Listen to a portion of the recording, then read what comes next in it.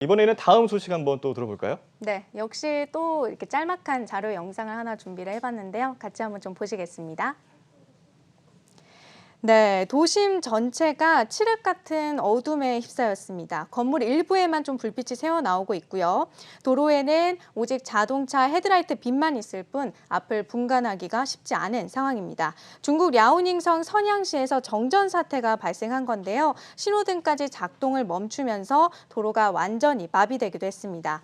문제는 선양시뿐만 아니라 중국 곳곳에서 현재 전력난을 겪고 있다는 점인데, 두 번째는 이 최악의 전력난을 막고 있는 중국에 대해서 다뤄보려고 합니다. 네, 그렇군요. 굉장히 빠른 발전을 이룬 국가가 바로 중국이잖아요. 네. 근데 중국이 지금 저 화면을 본 것처럼 어두운 암흑 속에서 운전을 그쵸. 한다라는 네. 모습인데 조금 충격적입니다. 네. 자, 중국이 최악의 전력난을 맞고 있다라고 보여지는데 영상에서도 살펴봤지만 좀 구체적으로 어느 정도 수준인가요?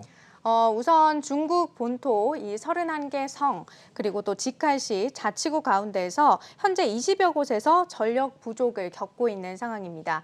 이에 따라 공장 수천 곳에서 현재 좀 전기 공급이 중단됐고요. 일반 시민들까지 앞에서 좀 영상에서 또 보셨던 것처럼 이 신호등이 끊기거나 또 난방 공급이 끊기거나 하는 등과 같은 좀 생활 속의 불편함을 겪고 있는 상황입니다. 가장 큰 타격을 받은 곳은 이 장쑤성, 저장성, 또 이렇게 화면에서 보시는 것처럼 광둥성, 이렇게 세 곳인데, 이 지역들은 중국 연간 GDP의 3분의 1을 차지하는 곳들입니다. 네, 타격이 꽤 클 것 같습니다. 네. 그런데 이쯤에서 그러면은 왜 이렇게 중국이 전력난에 시달리고 있는 것인가가 궁금합니다. 네, 그렇죠. 이게 무엇보다 가장 큰 이유로는 이 중국과 호주 간 외교 갈등이 좀 가장 큰 이유로 거론됩니다. 호주는 지난해 중국 기업 화웨이가 이 5G 통신 사업에 참여하는 것을 좀 배제를 했고, 지난해 4월에는 중국을 겨냥하면서 코로나19 발원지에 대한 이 국제 조사를 요구했습니다. 여기에 대해서 이제 중국이 보복을 하겠다면서 호주산 소고기를 시작으로 수입 금지 확대 품목을 좀 늘려나가다가 결국에는 석탄까지 수입을 금지하게 이르게 된 건데요. 결과적으로 중국은 이 호주를 대체할 만한 수입원을 찾지 못하면서 석탄 가격이 연초 대비 4배 가까이 치솟았고, 지금의 전력난이 발생하게 된 겁니다. 참고로 중국은 전력 생산의 절반 이상을 좀 석탄에 의존하고 있는데요. 이 석탄 수요의 또 절반가량은 그동안 호주에서 조달해 왔습니다. 네, 그렇군요. 중국 하면은 구매력이나 이런 것도 굉장히 막강한 걸로 잘 알려져 있는데 네. 이런 막강한 구매력을 무기로 이렇게 호주를 조금 어떻게 좀 경제적인 제재 뭐 이런 걸 가하려고 하다 보니까 오히려 경제 제재 이 부분이 부메랑이 돼서 이 중국에게 돌아오는 본인들에게 돌아오게 상황이네요. 된 거죠. 네, 그렇죠. 맞습니다. 네. 네, 또 이 중국 당국의 이산화탄소 배출 규제도 이 어떤 전력난에 한몫하고 있다라는 분석이 나오는데요. 이 시진핑 주석은 내년 2월 베이징 동계올림픽 때 베이징의 푸른 하늘을 보여줘야 한다면서 현재 화석연료 발전에 많은 규제를 가하고 있는 상황입니다. 또 2060년까지 탄소 배출 제로를 실현하겠다고 선언하기도 했죠. 이에 따라 중국은 지난달부터 기업의 전력 소비를 제한하는 에너지 소비 통제 정책을 시행하고 있는데, 이걸 지키기 위해서 일부 지역에서 산업시설 가동을 줄이고 있는 겁니다. 네, 그렇군요.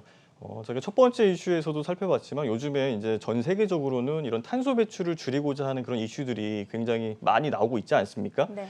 그런 분위기 속에서 중국에는 어떻게 보면 이제 중국 기업들뿐만 아니라 이렇게 글로벌 기업들의 어떤 그 부품 공장들 이런 부분들도 대거 위치해 있지 않습니까? 그렇기 때문에 이에 따른 파장 상당히 만만치 않을 것 같습니다. 네, 그렇습니다. 이 앞에서 이제 좀 심각한 전력난을 겪고 있는 곳이 장쑤성, 저장성, 그리고 광둥성이라고 좀 말씀을 드렸는데요.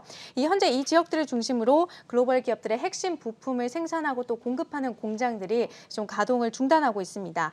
자료를 좀 보시면 이제 애플이나 테슬라나 또 포드, 폴크스바겐 등의 부품을 생산하는 공장들인데, 일단 이달 말에서 10월 초까지는 가동을 중단하겠다라고 밝힌 상황입니다.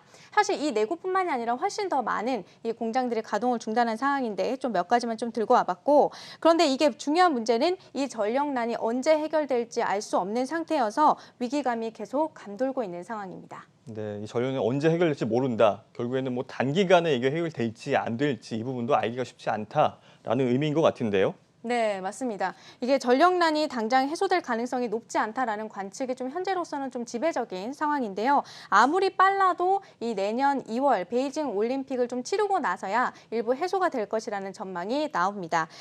또 호주산 석탄의 대체 수입원을 찾으려는 중국의 노력은 좀 계속이 되고 있는 상황인데 남아프리카 공화국과 또 콜롬비아산 석탄의 경우에는 운송비가 또 많이 들고 상대적으로 이 석탄의 질도 낮아서 이 또한 또 쉽지 않은 상황입니다. 그렇군요.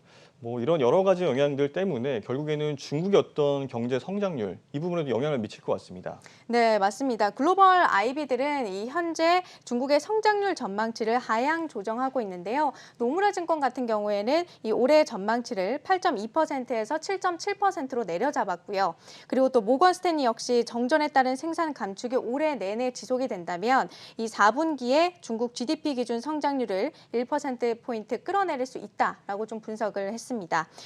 또 이게 때문에 외신에서는 중국이 헝다 위기를 좀 극복한다 하더라도 이 정작 전력난을 해결하지 못한다면 진짜 위기는 전력난이 될 것이다라고 좀 보도를 하고 있는 상황입니다.